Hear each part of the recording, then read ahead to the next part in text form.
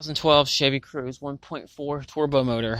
Another thing I want to tell y'all about these Chevy Cruze is at 129,000 miles, they have valve cover leaks. Mine started out right here. Went ahead and tried to replace the gasket. I went to CarQuest and got 3 of these. One had a hole in it. Other one has strip screws. And as you notice, these bolts are not made to come out. They have a thing on it where they don't pull out all the way, but you can rip them out if you have to replace them with the originals. The main problem was I had a problem with the oil leak kept happening right here on these bolts, every one that I bought, even though the gasket was done right, even by me or by a professional. So I took it back to the dealer, had to bitch and complain to get them to do it, even though it was no warranty. I told them to check for the oil leak last time, and they overlooked it. So I got them to do it, and they got it with the oil leak completely stops all the way around with the original bolts. This is from AutoZone this time, not CarQuest. And I put the original coil pack in there, and the spark plugs I just changed. I should have did that all at once, but I didn't. After they replaced it, there's no more leaks.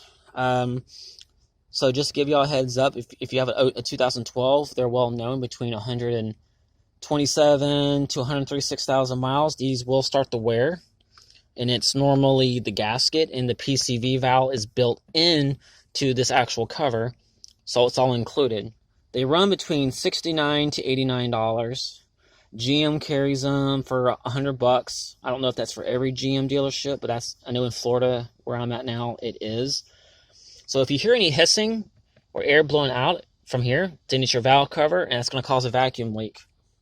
Causes hesitation, acceleration problems, and it might throw off your mass flow air sensor, because it threw off my mass flow air sensor, and that part's not cheap at all either, and it threw off my map sensor.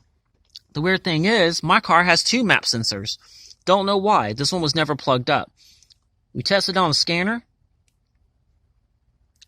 This one shows off a bunch of codes. This one didn't show off but 1 code, but it's not connected, so I don't know why there's 2. Unless somebody put 2 here for a reason. So this is more like a spare. So I had to replace the map sensor because it was bad anyway. And once I replaced that, it took like a week or 2 for the computer to recognize that the part was fixed, and it did clear it. It's recommended to reset the computer on these, because when I put new spark plugs in, it doesn't remember to clear the code. So sometimes you gotta unplug it first and put your parts on these cars, then plug it back up. But I wait at least 10 to 30 minutes. I do it for a couple hours if I'm not going nowhere, to be sure it's completely cleared and it cleared my codes.